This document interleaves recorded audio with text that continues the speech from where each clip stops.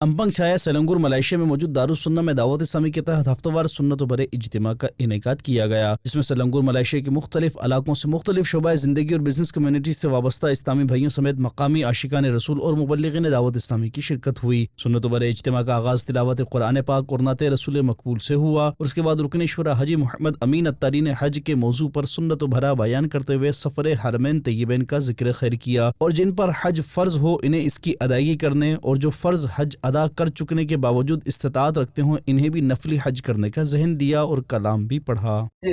کرنے کی سعادت مل جائے اور فرض نہ ہو تو نفل حج کی بھی اللہ پاک اگر استطاعت بخشے تو سعادت ملے تو بار بار جائے۔ تو یہ حج جو ہے نا پیارے اسلام، یہ ہے بڑے فضیلت کا کام، اور حاجی جس کے لیے دعا کرتا ہے اللہ تعالیٰ اس کو بھی بخش دیتا ہے۔ کعبے پر جب پہلی نظر پڑتی ہے بندہ جو دعا کرتا ہے اللہ تعالیٰ قبول فرماتا ہے۔ میں مکے میں آؤں مدینے میں آؤں بنا کوئی ایسا سبب یا الہی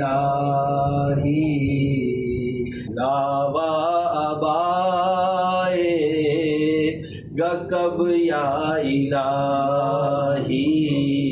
اس موقع پر رکن شورا نے بعد نماز فجر تفسیر سننے سنانے کے حلقے میں شرکت کرنے سمیت دعوت اسلامی کے دیگر دینی کاموں میں حصہ لینے کا شرکاء کو ذہن بھی دیا۔ اسی دوران ہفتہ وار سنت و برے اجتماع میں پڑھائے جانے والے درود پاک پڑھانے کا سلسلہ بھی ہوا۔ سنت و برے اجتماع میں ذکر اللہ کے بعد رکن شورا نے دعا بھی کروائی اور اختتام پر صلاۃ و سلام پڑھا گیا۔ دعوت اسلامی ہے یہ دعوت اسلامی ہے۔